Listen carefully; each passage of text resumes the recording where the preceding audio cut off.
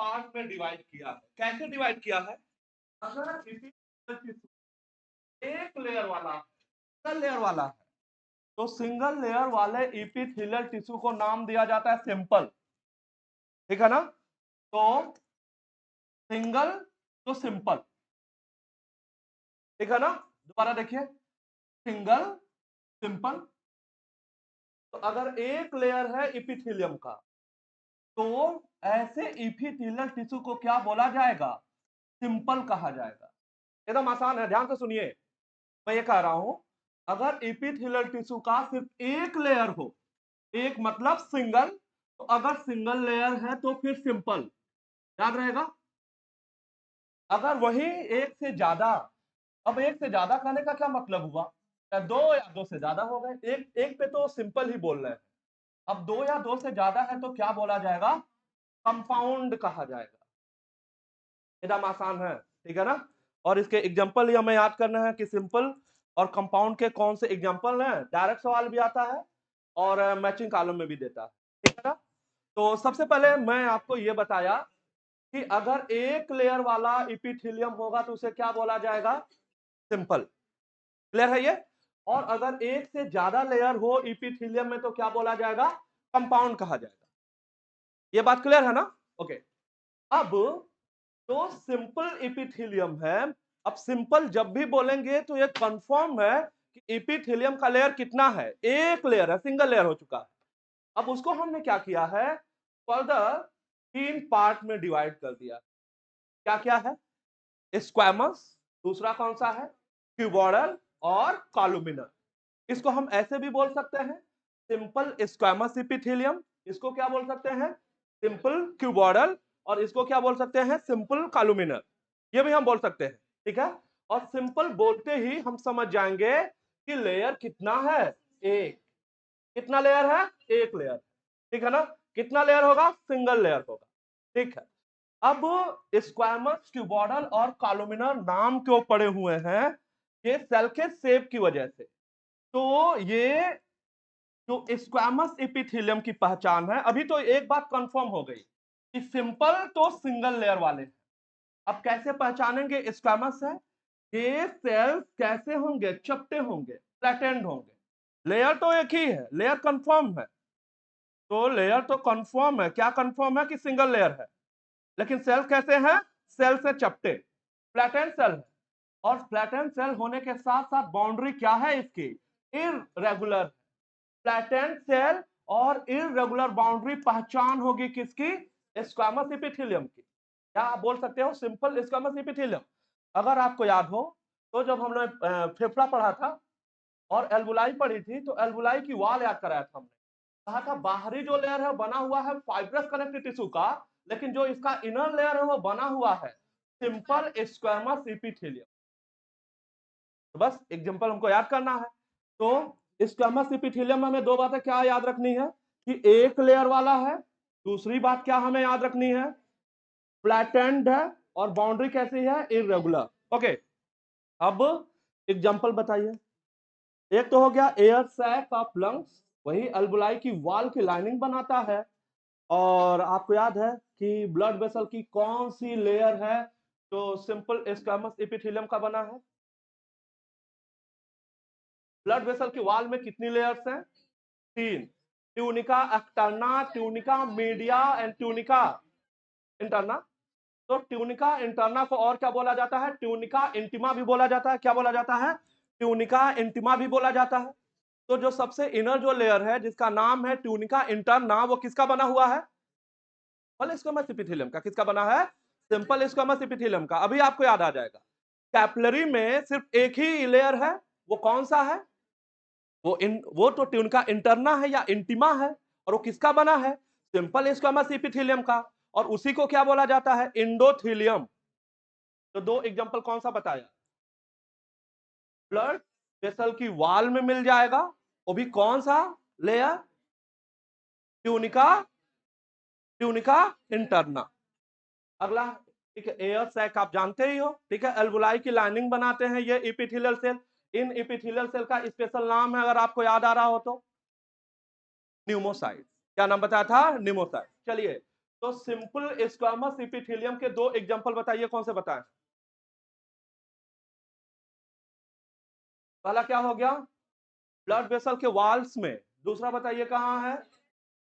Air sacs में। ठीक। कैसे पहचाना? ये सेल्स कैसे हैं? फ्लैटेंड है। कैसे हैं? फ्लैटेंड है।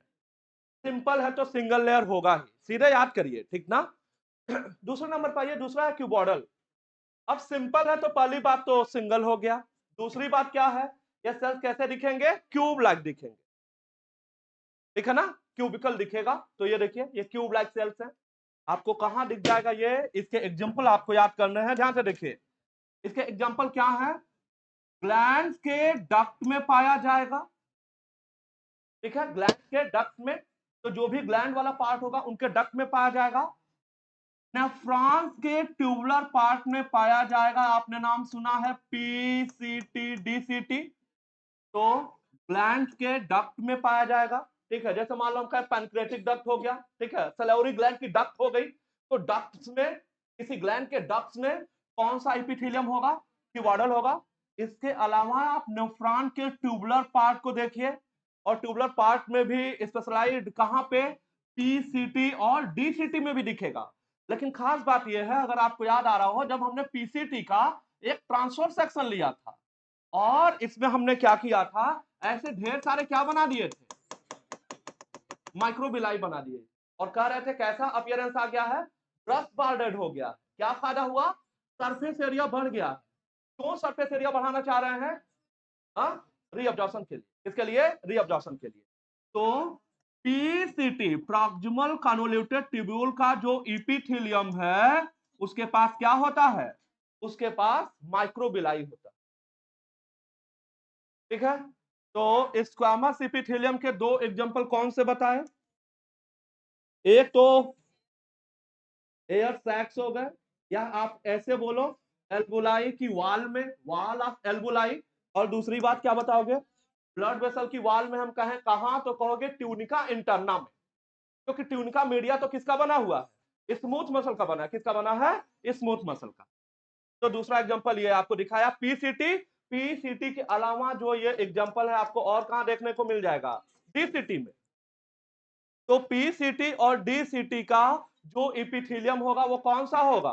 क्यूबॉडल होगा। कौन सा होगा? क्यूबॉडल, ठीक है? अब अगले पार्ट में आ जाओ। अगला है कॉलुमिना, ठीक? सिंगल लेयर तो होगा ही होगा। अब इसके अलावा ये पतले और लंबे सेल्स होते हैं, और न्यूक्लियाई उनके बेस पे पाया जाता है ना? तो ये सेल्स कैसे हैं? ये पतले और लंबे सेल्स हैं, और न्यूक्लियाई उनके बेस पे पाया जाता है। कहां पाया जाता है? न्यूक्लियाई उनके बेस पे पाया जाता है। तो क्या पहचान है? लंबे और पतले सेल्स, ये देखिए लंबे और पतले सेल्स हैं, न्यूक्लियाई बेस पे पाया जाता है। अब यहाँ पे देखो न्यूक्लियाई कुछ जगह ऊपर भी बन गया है, लेकिन हमें ये याद रखना है। क्या याद रखना है? कि लंबे और पतले सेल से न्यूक्लियाई कहां पाया जा रहा है?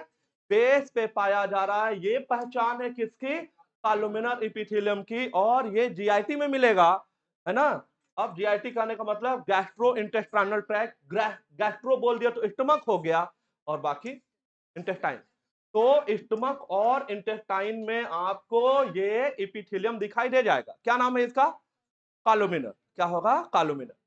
अब अगली बात यह है कि जो क्यूबॉडल एपिथेलियम है और कॉलुमिनर, इसकी बात नहीं कर रहे हैं, स्क्वामस की बात नहीं कर रहे हैं। किसकी बात कर रहे हैं? हम बात कर रहे हैं क्यूबॉडल की और कॉलुमिनर की। तो क्यूबॉडल और कॉलुमिनर, क्यूबॉडल और कॉलुमिनर, क्यूबॉडल और कॉलुमिनर के जो सरफेस हैं, इनके ऊपर से fine hair like structure arise हो सकते हैं। और जहां फाइन हेयर लाइक स्ट्रक्चर चाहे क्यूबॉडल से आ जाए और चाहे कॉलुमिनर के सरफेस से एराइज हो, उसके आगे लगा देंगे सिलिएटेड। जैसे अगर क्यूबॉडल है और उसके ऊपर फाइन हेयर लाइक स्ट्रक्चर है, तो क्या बोला जाएगा? क्यूबॉडल सिलिएटेड है। जैसे अभी आप पढ़ के आ रहे हो कहां? पीसीटी में। पीसीटी में कैसा एपिथेलियम है? क्यूबॉडल के साथ साथ सिलिएटेड है। आप जीआईटी में चले जाओ, ठीक है? आप इंटेस्टाइन वाले पार्ट में जाओ, स्मॉल इंटेस्टाइन में जाओगे तो यहाँ पे क्या होता है, पहले फिंगर लाइक प्रोजेक्शन निकलता है जिसे विलाई बोला जाता है, और विलाई के ऊपर तो ढेरों, है ना, फाइन हेयर लाइक स्ट्रक्चर है जिन्हें क्या बोल दिया जाता है, माइक्रोविलाई। क्या बोला जाता है, माइक्रोविलाई। तो जहां भी इपिथेलियम के ऊपर विलाई या माइक्रोविलाई आपको देखने को मिल रहा है, इसका मतलब है कि सरफेस एरिया को क्या कर रहा है, बढ़ा रहा है। तो सिलेटेड कौन कौन हो सकता है, क्यूबाडल हो सकता है और कॉलुमिनर हो सकता है। तो क्यूबाडल और कॉलुमिनर जो है सिलेटेड हो सकता है, ठीक है ना। कैसे क्लासिफाई हमने किया है इपिथेलियम को, क्या आधार है हमारा, इपिथेलियम कितने लेयर में है। अगर सिंगल लेयर में है तो क्या बोला जाएगा, सिंपल। अगर एक से ज्यादा है तो क्या बोला जाएगा, कंपाउंड। अब सिंपल के कितने पार्ट, कौन कौन से नाम बताइए, स्क्वैमस, क्यूबॉइडल और कॉलुमिनर। ठीक है, स्क्वैमस की पहचान, फ्लैट, सिंगल लेयर तो हो गया, सिंगल तो हो गया, वही तो याद किया। तो फ्लैट सेल्स हैं और बाउंड्रीज कैसी हैं, इररेगुलर। दूसरी बात, एग्जांपल बताइए, एग्जांपल। ये तो पहले ही याद करा लिया है यार, यहाँ तो बस नोट लिखा हुआ है पहले, तो एल्वुलाई में आपको मिल जाएगा। ठीक है, और दूसरा, दूसरा कहाँ, ठीक है। आगे क्यूबॉइडल में आइए, क्यूब लाइक सेल्स होंगे, कहाँ मिल जाएंगे, ग्लैंड्स के ट्यूबुलर पार्ट में और रीनल ट्यूब्यूल में दिख जाएगा। रीनल ट्यूब्यूल में खास करके कहाँ आंसर करने जा रहे हैं, पीसीटी, इसके अलावा डीसीटी। अब पीसीटी और डीसीटी के क्यूबॉइडल एपिथेलियम में अंतर क्या है, जो पीसीटी का क्यूबॉइडल एपिथेलियम है वो कैसा है, वो सिलिएटेड है, जबकि डीसीटी वाला सिलिएटेड नहीं। ओके, अब इसके बाद आइए कॉलुमिनर, लंबे और पतले सेल हैं और न्यूक्लियाई उनके बेस में है। इन सेल्स को सबसे पहले हमने कहां देखा था, सेल में देखा था। सेल का शेप जब याद करा रहे थे तो कॉलुमिनर एपिथेलियम भी था वहां पे, अगर आपको याद हो तो। बीजोफिल था, कॉलुमिनर एपिथेलियम था, नॉब सेल था, ट्रैकिड था, आरबीसी था, डब्ल्यूबीसी था। ठीक है, तो एक एबी था। कैसा है ये, लंबे और पतले सेल, न्यूक्लियस उनके बेस पे। और ये कौन सा है, कॉलुमिनर। कहां मिल जाएगा, जीआईटी में। जीआईटी बोले तो स्टमक में भी और इंटेस्टाइन में। अगली बात क्या कहा, क्यूबॉइडल और कॉलुमिनर अगर सिलिया रखेंगे तो उनके आगे लगा देंगे सिलिएटेड। जैसे क्यूबॉइडल सिलिएटेड, क्यूबॉइडल सिलिएटेड का एग्जांपल पीसीटी, और कॉलुमिनर सिलिएटेड जीआईटी में स्मॉल इंटेस्टाइन। ठीक है, स्मॉल इंटेस्टाइन। हाँ,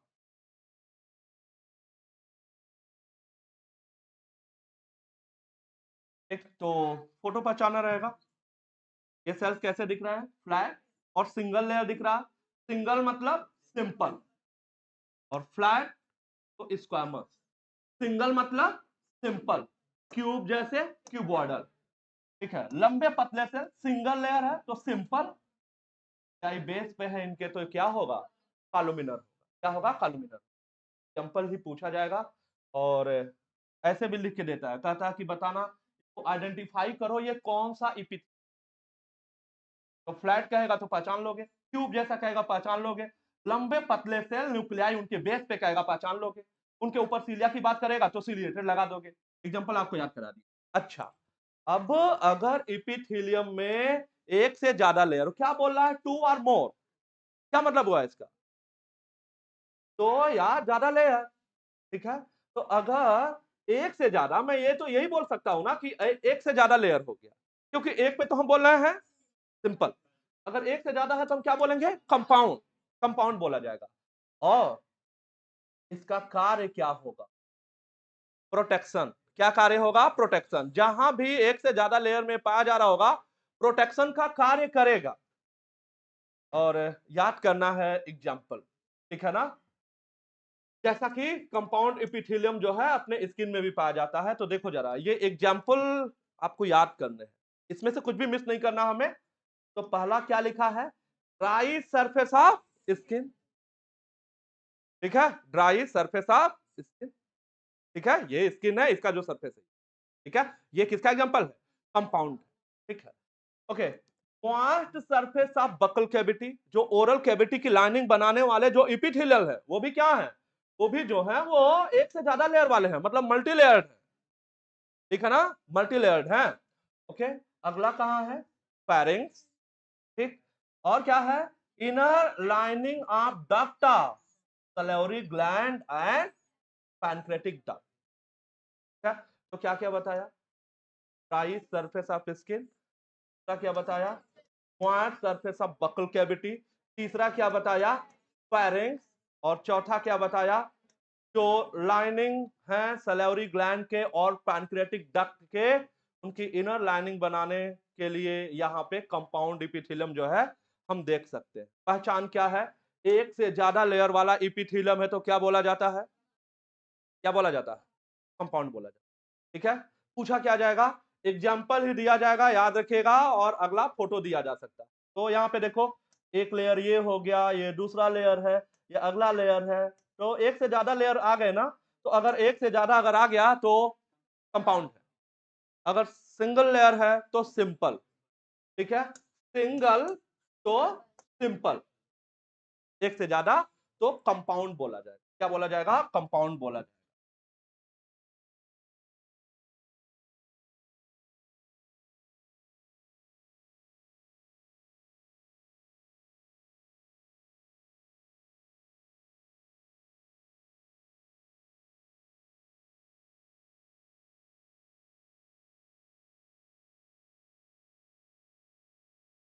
चलिए, अब इसमें अगली बात हमें जानना है, एपिथेलियल सेल्स में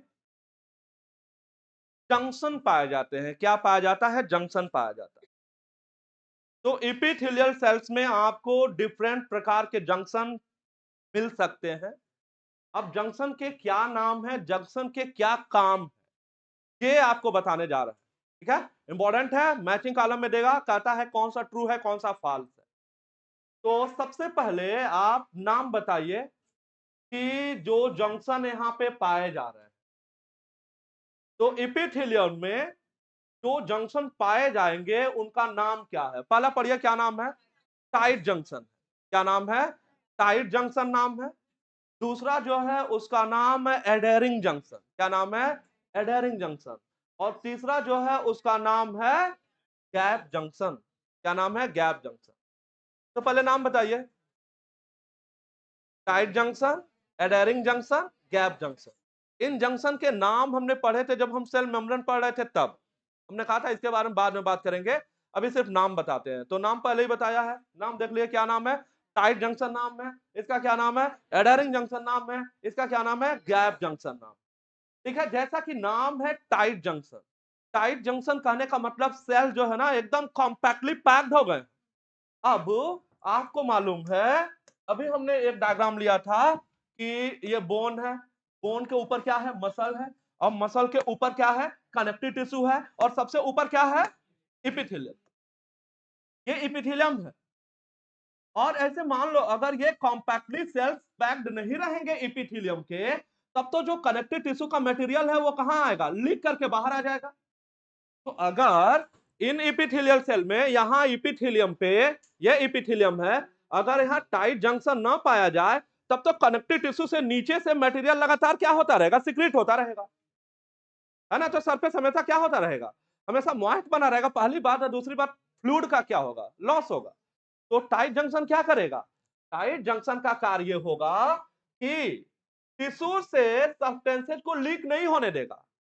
अब भाई किस टिश्यू की बात कर रहा है, भाई इपिथेलियम तो कनेक्टिव टिश्यू पे ही रखा हुआ है, तो किसका मटेरियल लीक होता, सबसे पहले तो कनेक्टिव टिश्यू का होगा। तो टाइट जंक्शन का क्या कार्य होगा, ये स्टॉप करेगा कि सब्सटेंसेज का लीकेज ना होने पाए, कहां से, टिश्यू से, तो टिश्यू से मटेरियल लीक ना होने पाए, ये किसका कार्य होगा, ये टाइट जंक्शन का कार्य होगा। दूसरा कौन सा है, एडहेरिंग जंक्शन, ठीक है। एडहेयर करने का मतलब क्या है, ग्लू या गम से है, चिपकाने के कार्य के लिए। तो एडहेरिंग जंक्शन क्या करेगा, ये सीमेंटिंग लेयर मतलब क्या करने वाला, ग्लूड करने वाला, चिपकाने वाला। तो ये क्या करता है, एपिथेलियल सेल को, जो आसपास के सेल्स हैं उनको चिपका के रखता है। तो एडेरिंग जंक्शन का क्या कार्य होता है? एडेशन का, जो नेबरिंग सेल्स हैं, जो पड़ोसी सेल हैं, जो आसपास के सेल्स हैं, वो सेल्स आपस में किसकी सहायता से ग्लूडेड हैं? तो ये कौन सा जंक्शन होगा? नाम बताइए, कौन सा जंक्शन है ये एडेरिंग जंक्शन है। टाइट जंक्शन का क्या कार्य था? टाइट जंक्शन का कार्य था कि सेल्स को कॉम्पैक्टली पैक्ड करा देना, जिससे मटेरियल का लीकेज न होने पाए। तो ये तो टाइट जंक्शन। एडेरिंग जंक्शन क्या करेगा? जो पड़ोसी सेल है, जो आसपास के सेल्स हैं, उनको आपस में ग्लूड करके रखेगा। क्यों ग्लूड बोल रहे हैं? क्योंकि ये सीमेंटिंग लेयर है। सीमेंट का क्या काम होता है? जोड़ना। अगला है यहां पे गैप जंक्शन। और गैप जंक्शन क्या करता है? तो सेल के साइटोप्लाज्म को आपस में कनेक्ट कर देता है। ठीक है, मिस नहीं करना है, इंपॉर्टेंट है ये। तो गैप जंक्शन आसान करता है, फैसिलिटेट करता है the cell to communicate with each other. कैसे भाई? सेल्स आपस में कैसे कम्युनिकेट हो जाएंगे? जब उनके साइटोप्लाज्म क्या हो जाएं? कनेक्ट हो जाएं। तो सेल के साइटोप्लाज्म एक दूसरे से आपस में कनेक्टेड होते हैं, किसकी सहायता से? क्या नाम है? Gap junction. तो गैप जंक्शन की सहायता से कनेक्टेड होते हैं। ठीक है ना? तो सबसे पहला यहां पे क्या नाम आपको बताया? Tight junction. दूसरा क्या बताया? दूसरा है एडेरिंग जंक्शन। और तीसरा कौन सा है? Gap junction. कार्य बताइए। टाइट जंक्शन का क्या कार्य है? प्रिवेंट लीकेज ऑफ मटेरियल या सब्सटेंसेस, ठीक है, फ्रॉम अदर टिश्यू, और खास करके connective tissue. Aiding cementing layer के जैसे कार्य करता है नेबरिंग सेल्स के बीच में, तो नाम एडेरिंग। गैप जंक्शन सेल को कम्युनिकेट कर देगा। कैसे? सेल के साइटोप्लाज्म को आपस में कनेक्ट करके। और ये जंक्शन जो है, इसका क्या नाम है? Gap junction. ठीक है, तो मैचिंग कॉलम में देगा, कहेगा कोई सीमेंटिंग करा रहा है, कोई सब्सटेंसेज का लीकेज रोक रहा है, और कोई सेल के साइटोप्लाज्म को कम्युनिकेट, सेल के साइटोप्लाज्म को कनेक्ट कर दे रहा है, या सेल के कम्युनिकेशन में हेल्प कर रहा है। तो सेल के कम्युनिकेशन में कौन हेल्प करेगा? Gap junction. तो ये आपको 3 जंक्शन याद करने हैं। टाइट जंक्शन का एक और नाम है, उसका क्या नाम होता है? जोनुला ऑक्लूडेंस। क्या नाम है? जोनुला ऑक्लूडेंस भी नाम होता है। फिलहाल ये नाम आपको तीनों याद रखने हैं, और तीनों के कार्य याद रखने हैं। टाइट जंक्शन, एडेरिंग जंक्शन और गैप जंक्शन। टाइट, एडेरिंग और गैप जंक्शन, इनके कार्य आपको याद रखने हैं।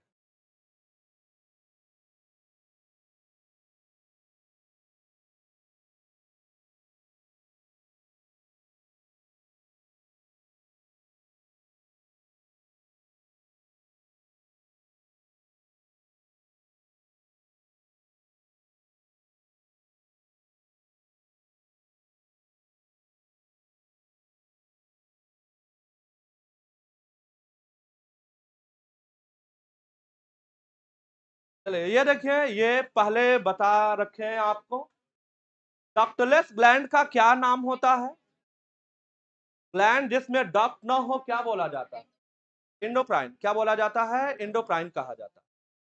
डक्ट वाले जो ग्लैंड है, उसे क्या बोला जाता है? एक्सोक्राइन। ठीक है, आपको याद हो पैनक्रियाज, अभी जस्ट हम पढ़ रहे थे, पैनक्रियाज में क्या कह रहे थे? मिक्स्ड है। तो मिक्स्ड क्यों कह रहे थे?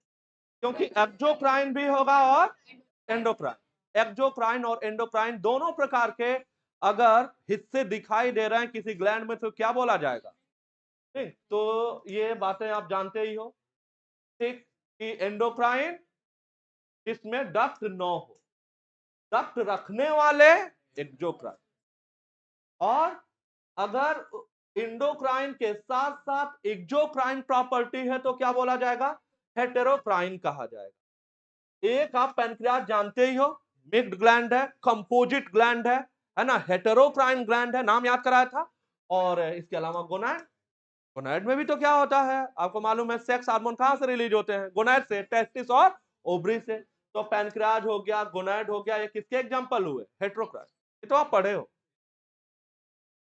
अब नंबर ऑफ सेल्स के बेसिस पे ये एग्जांपल आपको याद कराते हैं। ये आपने नहीं पढ़ा, यूनिसेलर और मल्टीसेलर ग्लैंड के बारे में, ठीक है। जैसा कि नाम है यूनिसेलर, मतलब एक ही सेल की ग्रंथि होगी, और एक सेल की ग्रंथि अगर आप देखना चाह रहे हैं तो उसका एग्जांपल है गॉबलेट सेल, है ना। तो यूनिसेलर का एग्जांपल क्या होगा? गॉबलेट सेल होगा। और गॉबलेट सेल कहां पाए जाते हैं? पूरे एलिमेंट्री कैनाल में, है ना, पूरे एलिमेंट्री कैनाल में। तो बकल कैविटी से लेकर रेक्टम तक मिलेगा, बक्कल कैविटी से लेके रेक्टम तक ये सेल्स पाए जाते हैं। क्या नाम है इनका? गॉबलेट सेल नाम है। और गॉबलेट सेल सेल ही है, तभी तो बोल रहे हैं कि एक सेल वाला ग्लैंड है। क्या रिलीज करता है? म्यूकस। क्या रिलीज करता है? म्यूकस रिलीज करता है। तो गॉबलेट सेल यूनिसेलुलर ग्लैंड है, और क्या रिलीज करता है? म्यूकस, म्यूकस रिलीज करता है, ठीक है ना। और क्या कार्य होगा? पूरे जीआईटी में लुब्रिकेशन का काम करता है, ठीक है। अब इससे क्या फायदा होगा? म्यूकस कोटिंग होगी तो जीआईटी में जो भी जूस रिलीज होगा, जो भी एंजाइम आएगा, तो पहली बात तो उसको प्रोटेक्ट कर देगा। दूसरी बात क्या है? जो एलिमेंट्री कैनाल का जो पैसेज है, जो रास्ता है, उसको कैसा बनाए रखेगा? स्मूथ बनाए रखेगा। दो कार्य है। तो इससे क्या होगा? पेरिस्टाल्सिस आसानी से होगी। तो प्रोटेक्शन हो गया, पेरिस्टाल्सिस हो गया। एग्जांपल याद करना है कि यूनिसेलुलर ग्लैंड का कौन सा एग्जांपल है? Goblet cell. कहां पाया जाता है? एलिमेंट्री कैनाल में। और बक्कल कैविटी से लेके रेक्टम तक पाया जाता है, मतलब पूरे के पूरे एलिमेंट्री कैनाल में पाया जा रहा है, पूरे के पूरे एलिमेंट्री कैनाल में। अब मल्टी सेलर ग्लैंड की बात करोगे तो भाई ऐसा ग्लैंड जिनमें सेल का नंबर ढेर सारे हैं। अब एक एग्जांपल यहां पे देखना चाह रहे हैं तो सैलिवरी ग्लैंड। सिर्फ सैलिवरी ग्लैंड ही क्यों, गॉबलेट सेल के अलावा जब आप देखेंगे कोई भी ग्लैंड हो, चाहे ब्रूनस, कोई भी ग्लैंड आएगा तो क्या आंसर करना? मल्टीसेलर। गॉबलेट सेल क्या है? यूनिसेलर। सैलिवरी ग्लैंड हो गया, ठीक है ना। अगर हम पैनक्रियाज की बात कर ले तो क्या होगा? मल्टीसेलर, ठीक है ना। अब कोई भी बोले, लिवर बोले, किडनी बोले, कुछ भी बोलेगा, तो सेल्स कई हो जाएंगे, और कई सेल हो जाएंगे तो फिर ग्लैंड कैसा हो जाएगा? मल्टीसेलर हो जाएगा। तो गॉबलेट सेल के अलावा जो भी ग्लैंड्स होंगे उनको क्या बोला जाएगा? मल्टीसेलर। क्या बोला जाएगा? मल्टीसेलर नाम दिया जाएगा। फिलहाल मल्टीसेलर में एनसीईआरटी वाले सेक्शन में जो एग्जांपल दिया है, क्या नाम है उसका? Salivary gland. तो यहां देखिए, ये आपको एक सेल वाली ग्रंथि दिखाई दे रही है, ये देखिए, ये पूरा एक सेल है ये, और ये एक सेल ये ग्लैंड के जैसे कार्य कर रहा है। तो ये क्या बना? क्या ये गॉबलेट सेल बना हुआ, ये पूरा एक सेल ग्लैंड के जैसे कार्य कर रहा है। जबकि ये देखना, ये एक सेल है, ये दूसरा सेल, ये तीसरा, ये ढेर सारे सेल्स हैं इस ग्लैंड में। जब ढेर सारे सेल्स हैं इस ग्लैंड में तो क्या बोला जाएगा? Multi cellular. तो ये यूनिसेलर, और यूनिसेलर का एग्जांपल याद करा दिया। क्या एग्जांपल है? गॉबलेट। कौन सा एग्जांपल है? गॉबलेट है। और मल्टी सेलर का एग्जांपल क्या होगा? Salivary gland. सैलिवरी ग्लैंड इसका एग्जांपल, ठीक है। तो ये वाला क्लासिफिकेशन हमें जानना था, और ये हमें जानना।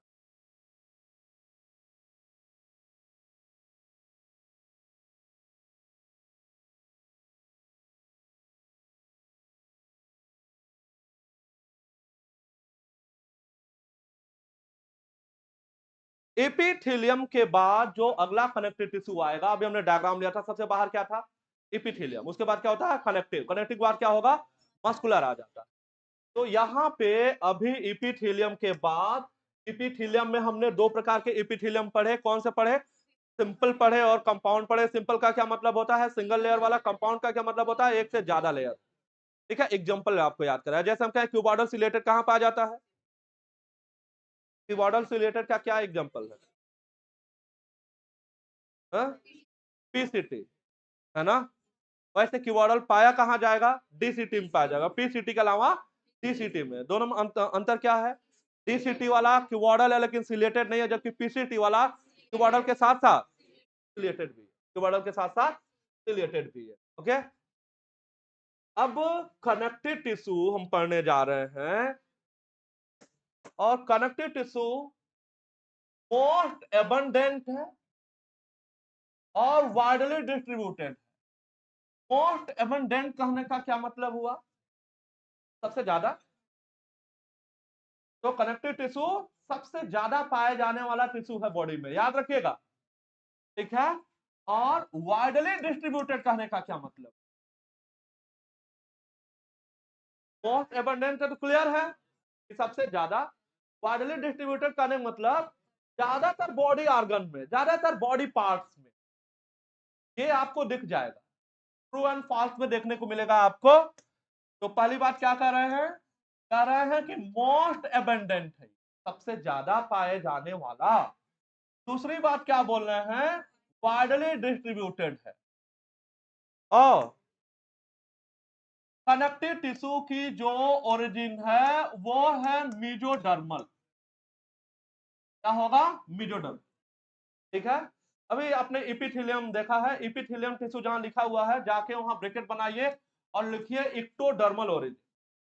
इपिथेलियम जहां लिखा हुआ था इस वाले हेडिंग में जाइए और आगे एक ब्रैकेट बनाइए, ठीक है। इपिथेलियम में जाके नोट करिए क्या लिखना है, एक्टोडर्मल। इपिथेलियम में जाके नोट करिए एक्टोडर्मल। कनेक्टिव टिश्यू में देखिए हम लोग क्या पढ़ने जा रहे हैं, कनेक्टिव टिश्यू की ओरिजिन क्या होगी, मीजोडर्मल होगी। तो कनेक्टिव टिश्यू की जो ओरिजिन है वो मीजोडर्मल है। तो पहली बात तो मीजोडर्मली डिराइव्ड है, ये मोस्ट एबंडेंट है और ये वाइडली डिस्ट्रीब्यूटेड है, मोस्ट एबंडेंट है और वाइडली डिस्ट्रीब्यूटेड। अब कनेक्टिव टिश्यू को दो पार्ट में डिवाइड कर दिया जाता है, एक का नाम है लूज कनेक्टिव टिश्यू और दूसरा जो पार्ट है वो है dense connective tissue. Loose connective tissue और डेंस, जैसे अभी हम एपिथेलियम को क्लासिफाई किए थे दो पार्ट में, सिंपल एपिथेलियम और कंपाउंड, वैसे ही कनेक्टिव टिश्यू को लूज में, डेंस में और इसके अलावा एक तीसरा जो है वो है स्पेशलाइज्ड। तीसरा कौन सा है, तीसरा स्पेशलाइज्ड है। अब स्पेशलाइज्ड में आपको क्या क्या देखने को मिल जाएगा, ब्लड दिख जाएगा, है ना, और क्या दिख जाएगा, बोन दिख जाएगा, और क्या दिख जाएगा, कार्टिलेज। तो ब्लड हो गया, बोन हो गया, कार्टिलेज हो गया, ये क्या होंगे, ये स्पेशलाइज्ड कनेक्टिव टिश्यू है। तो तीन पार्ट हो गए, कौन से तीन पार्ट हो गए, लूज कनेक्टिव टिश्यू, और क्या है डेंस कनेक्टिव टिश्यू, और क्या है स्पेशलाइज्ड कनेक्टिव टिश्यू, है। तो आप पूरा का पूरा ब्लड आप पढ़ ही लिए हैं, कितने पार्ट होते हैं ब्लड में, कौन कौन सा, प्लाज्मा और फॉर्म्ड एलिमेंट। प्लाज्मा कितना, 55, formed element, most abundant formed element, smallest formed element platelet, WBC नहीं, सबसे छोटा क्या है, प्लेटलेट है भाई। चलिए, तो लूज कनेक्टिव टिश्यू, डेंस और स्पेशलाइज्ड। अब यहां देखिए लूज कनेक्टिव टिश्यू क्यों बोला जा रहा है, क्योंकि यहां जो मैट्रिक्स है, मैट्रिक्स में पाए जाने वाले जो सेल्स हैं और फाइबर, तो सेल्स और फाइबर, कौन से फाइबर, कोलेजन और इलास्टिन फाइबर होते हैं और कुछ सेल्स होते हैं। जैसे ये देखिए, अगर मैं कोई कनेक्टिव टिश्यू बनाऊं, ये एक कनेक्टिव टिश्यू बनाने जा रहे हैं, तो कनेक्टिव टिश्यू बनाने के लिए ध्यान से सुनिए, हमें कुछ सेल्स बनाने होंगे और इसके अलावा हमें यहाँ पे फाइबर बनाना होगा, सेल बनाना होगा, फाइबर बनाना होगा, बन जाएगा कनेक्टिव टिश्यू।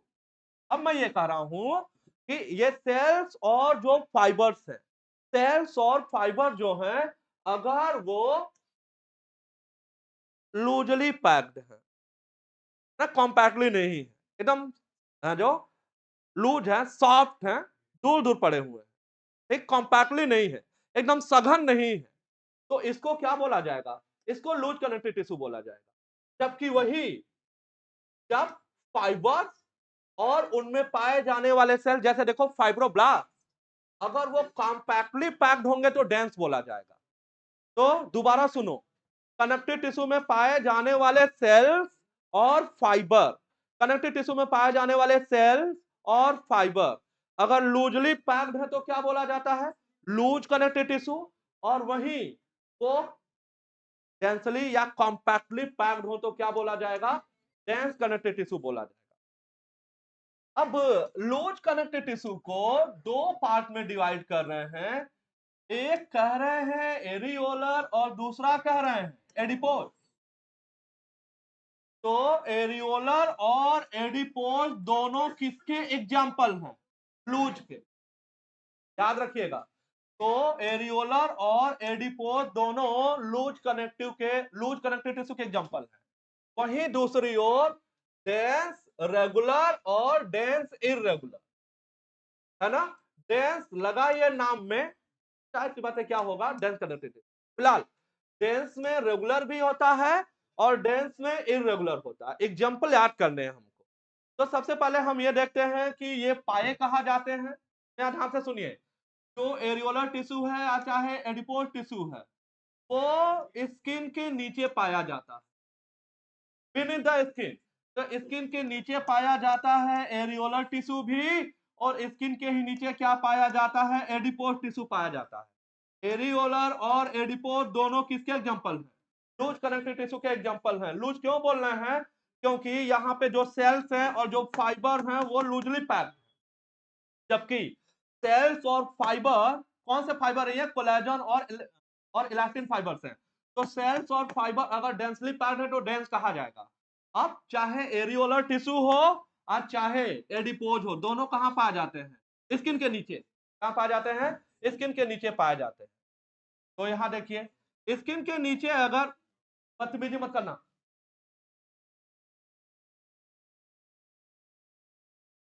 तो यह पाया जाता है स्किन के नीचे। और क्या कार्य होगा इसका? स्किन इसके ऊपर है और जस्ट उसके नीचे पाया जा रहा है, तो सपोर्ट फ्रेमवर्क बनाएगा इपिथेलियम के लिए। तो इपिथेलियम के लिए जगह बना रहा है कि इपिथेलियम आके उस पर क्या कर जाए? उस पर पड़ा रहे, ग्रो करे उसके ऊपर। तो एरियोलर टिश्यू का क्या कार्य है?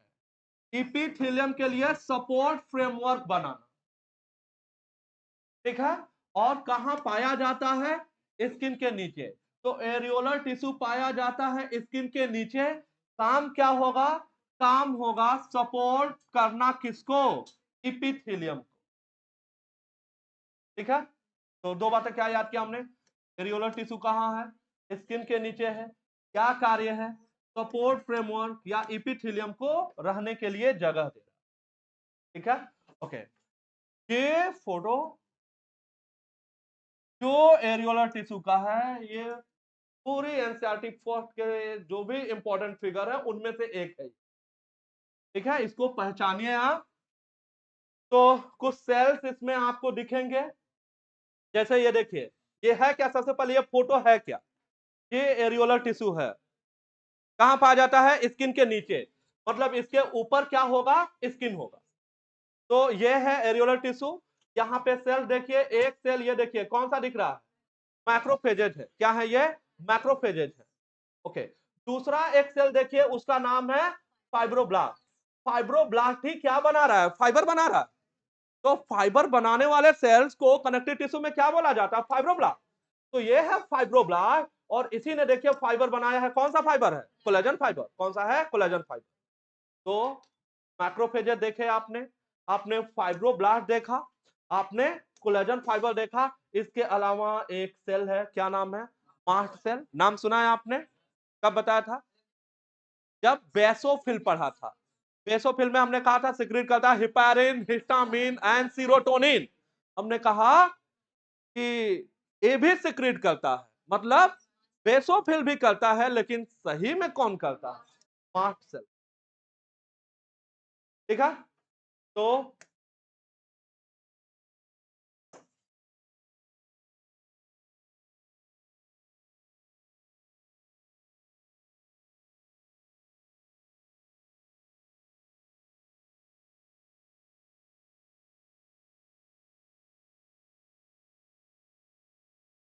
हाँ, ए बी सी डी। क्या है? ए कोलेजन होगा, है ना। बी क्या होगा? बी क्या है? सी क्या है? फाइब्रो। और ये क्या है? मास्ट सेल, ठीक है। ओके, दूसरा जो यहाँ पे लूज कनेक्टिव टिश्यू है उसका नाम है एडिपोज। क्या नाम है? एडिपोज नाम। ये भी स्किन के नीचे ही पाया जाएगा। लूज कनेक्टिव टिश्यू है ना, स्किन के नीचे पाया जाता है। तो कोई सा भी लूज कनेक्टिव टिश्यू हो, चाहे एरियोलर हो या चाहे एडिपोज हो, ठीक। जैसा कि नाम है एडिपोज, तो यहाँ पे जो सेल्स हैं उनका क्या नाम होगा? एडिपोसाइट होगा। क्या कार्य होगा? फैट को स्टोर करना। क्या कार्य होगा? हाँ। ग्लूकागॉन कहाँ काम करता है? सिर्फ हेपेटोसाइट पे। जबकि इंसुलिन कहाँ काम करता है? ग्लूकोसाइट पे भी करता है। और कैसे याद किया था? कहा था ग्रोथ हार्मोन, याद रखिए। तो ग्लूकागॉन सिर्फ हेपेटोसाइट पे, लेकिन इंसुलिन हेपेटोसाइट पे और एडिपोसाइट दोनों पे कार्य करता है, ठीक है ना। ओके, तो यहाँ पे इन सेल का नाम है एडिपोसाइट। करता क्या है? ये फैट को स्टोर करता है, ठीक। अगर कोई पर्सन ज्यादा कैलोरी कंजम्पशन करेगा, कैलोरी खाने का मतलब सीधा कार्बोहाइड्रेट से हो, ठीक है। तो अगर ज्यादा कोई कार्बोहाइड्रेट ले रहा है तो वो जो एक्सेस एनर्जी या जो एक्सेस कार्बोहाइड्रेट है वो इन्हीं एडिपोसाइट में जाके किस फॉर्म में स्टोर हो जाएगा? फैट के फॉर्म, ठीक है। तो ये हुआ। हाँ, ये फोटो आपने देख लिया। इसके बाद से ये देखिए, तो ध्यान से देखिएगा। ये जो बड़ा सा एरिया आपको दिखाई दे रहा है, ये है क्या? फैट इसी एरिया में स्टोर होगा, ठीक। ये सेल आपको दिखाया जा रहा है, कौन से? एडिपोसाइट दिखाए जा रहे हैं। और यहाँ पे देखिए क्या दिखाया जा रहा है? न्यूक्लियस और इसका प्लाज्मा मेम्ब्रेन। तो एडिपोस टिश्यू किसका बना होता है? एडिपोसाइट का बना होता है। ये जो ज्यादा आपको बड़ा सा स्पेस दिखाई दे रहा है, यही वो जगह है जहां पे क्या स्टोर होगा? फैट। नाम ही है एडिपोसाइट। क्या नाम है? एडिपोसाइट नाम। अब इस वाले पार्ट पे आ जाओ। डेंस रेगुलर नाम है, तो रेगुलर कहने का मतलब यहाँ पे जो फाइबर हैं और उनको बनाने वाले जो सेल्स फाइब्रोब्लास्ट हैं, वो एक पैटर्न में, सिस्टमैटिक पैटर्न में दिखेगा। जैसे ये देखिए, मतलब ये फाइबर और फाइब्रोब्लास्ट रैंडम नहीं है, तो ये रेगुलर पैटर्न में दिखाई दे रहे हैं। यहां देखिए, जो इररेगुलर है, यहां फाइबर और इनको बनाने वाले जो सेल्स फाइब्रोब्लास्ट हैं, वो कैसे अरेंज है? इररेगुलर, नाम पे ही है।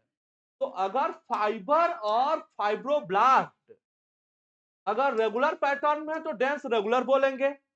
अगर वही फाइबर और फाइब्रोब्लास्ट इररेगुलर पैटर्न में हो तो उसे क्या बोला जाएगा?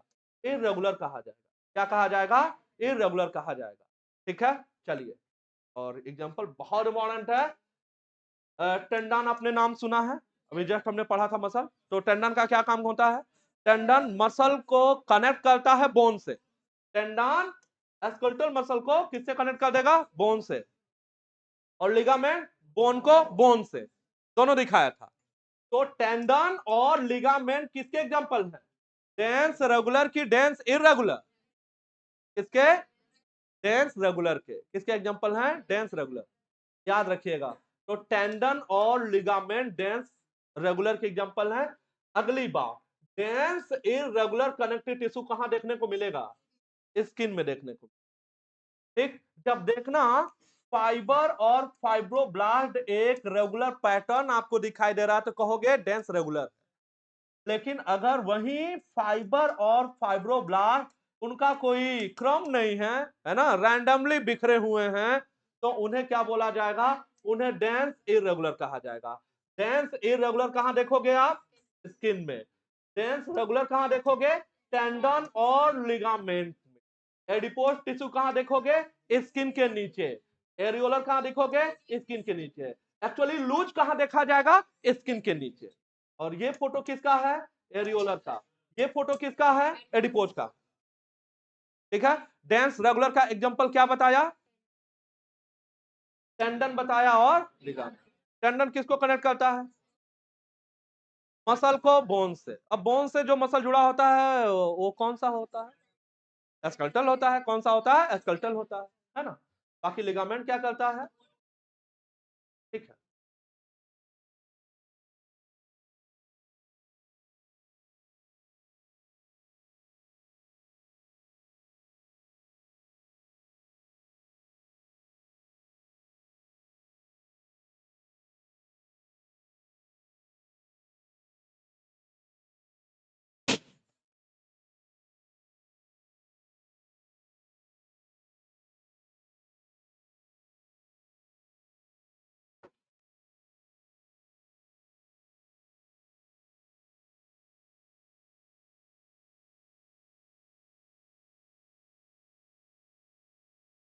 चलिए अब दो दो तीन तीन पॉइंट्स हैं इसमें जो स्पेशलाइज्ड कनेक्टिव टिश्यू है।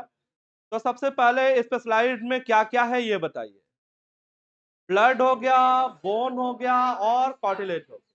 ब्लड, बोन और कार्टिलेज। ठीक है, तो ब्लड आपने पढ़ा ही है। कार्टिलेज अगर आप देखेंगे तो ये सॉलिड होगा और साथ में प्लीएबल होगा। What is pliable? फ्लेक्सिबल। जबकि बोन सॉलिड होगा और नॉन प्लीएबल होगा।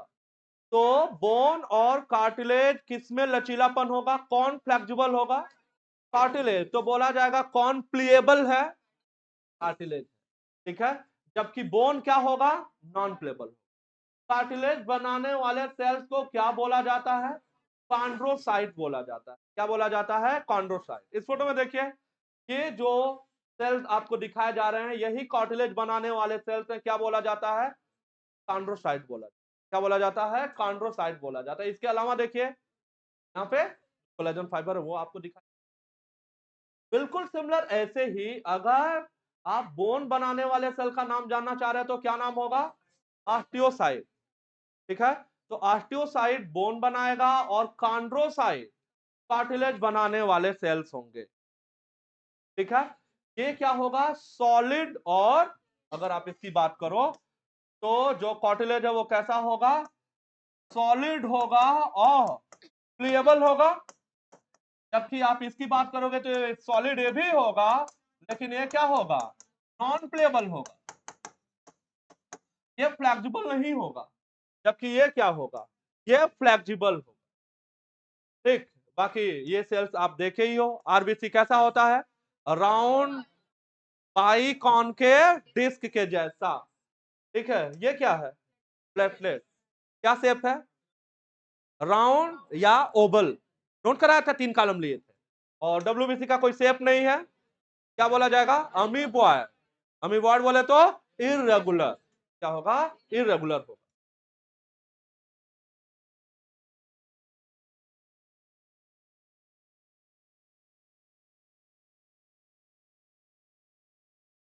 चलिए ये देखिए यहाँ पे कार्टिलेज आपने कई पढ़े भी हैं।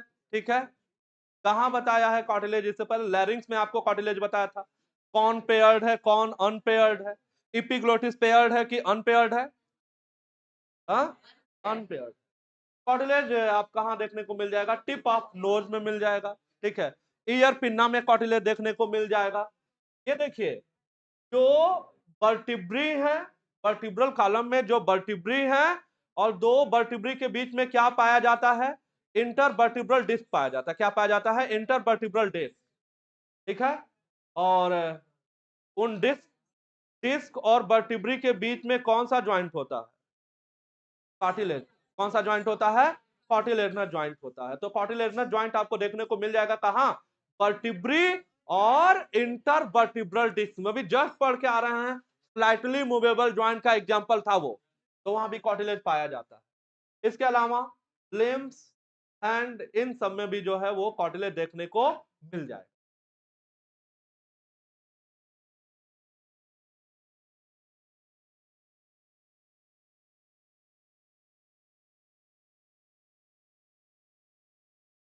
यहां देखिए जरा,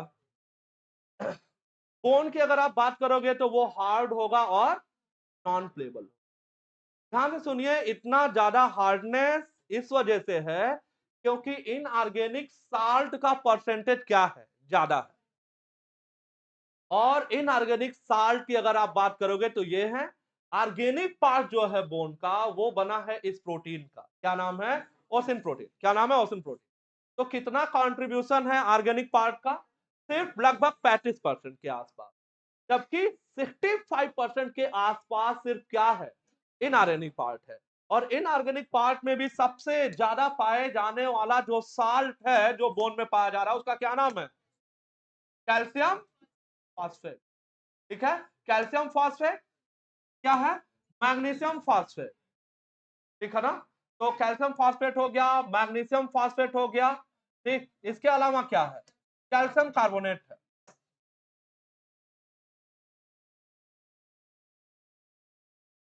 तो कैल्शियम फॉस्फेट सबसे ज्यादा 80% होता है। मैग्नीशियम फॉस्फेट होता है और कैल्शियम कार्बोनेट होता है। ठीक है, इसको आप जरा नोट कर लेना कि इनऑर्गेनिक पार्ट और ऑर्गेनिक पार्ट कौन कौन से हैं। तो इनऑर्गेनिक पार्ट में 65% आप ऐसे नोट करिएगा। कौन ये है इसका ऑर्गेनिक पार्ट, और ऑर्गेनिक पार्ट किसका बना है? ये बना है ओसिन प्रोटीन का। कितना कंट्रीब्यूशन? 35%। जबकि जो इनऑर्गेनिक पार्ट है ये कुछ साल्ट के बने हुए हैं, और इसमें साल्ट कौन सा है? कैल्शियम फॉस्फेट है, और क्या है? मैग्नीशियम फॉस्फेट है, और कैल्शियम कार्बोनेट है। सबसे ज्यादा क्या है? कैल्शियम फॉस्फेट है 80% के आसपास, मैग्नीशियम फॉस्फेट 10% है, और वहीं आप अगला देखिए, जो कैल्शियम कार्बोनेट है वो भी क्या है? कैल्शियम कार्बोनेट जो है वो भी 10% है। कितना है? 10% है यहाँ पे कैल्शियम कार्बोनेट।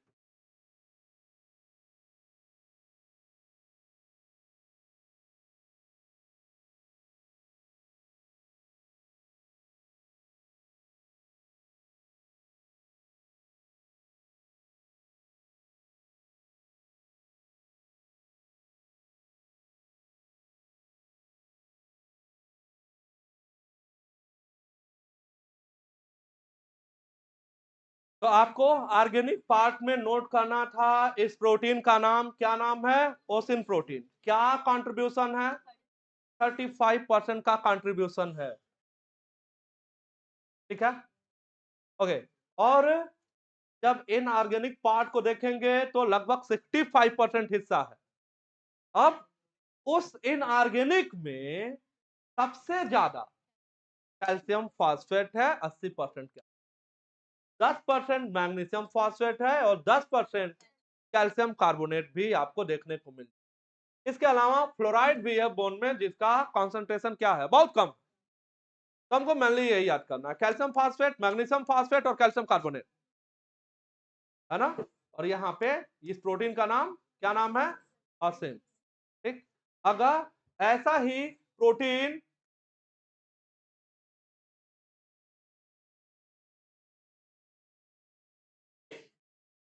कार्टिलेज में अगर हम जाने तो वो किसका बना हुआ है? कॉन्ड्राइटिन का बना हुआ है।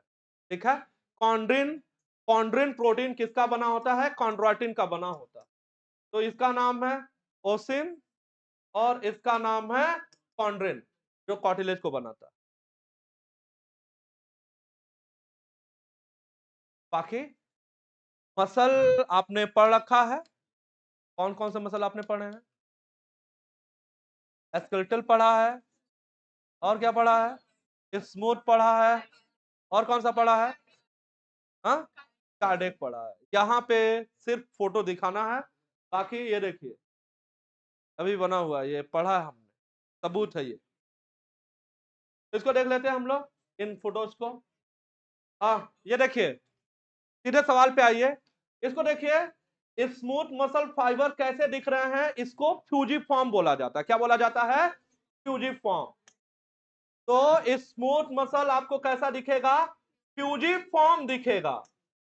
फ्यूजिफॉर्म क्या होता है? ये सेल देखिए दोनों एंड पे कैसे हैं? नैरो है। तो कोई ऐसा सेल जो दोनों एंड पे नैरो हो, है ना, और बीच में ब्रॉडर हो, जैसे फ्यूजिफॉर्म रूट का एग्जांपल आपको याद कराया था, रेडिस, तो बिल्कुल वैसा ही है ये। तो फ्यूजिफॉर्म होगा। कहेगा कौन सा मसल फाइबर फ्यूजिफॉर्म होता है? क्या आंसर है? तो जहां स्मूथ मसल बना है नीचे आकर लिखिए फ्यूजिफॉर्म। ठीक है, हाँ, ये देखिए यहां पे पाए जाते हैं इंटरकैलेटेड डिस्क। तो इंटरकैलेटेड डिस्क कहां पाया जाता है? हाँ, ओके। जो कार्डियक मसल है देखने में कैसा लग रहा है? स्केलेटल के जैसे, लेकिन on the basis of function क्या होता है? ये स्मूथ के जैसे। ठीक है, तो ये स्केलेटल मसल है, ये देखने में स्ट्रिएटेड।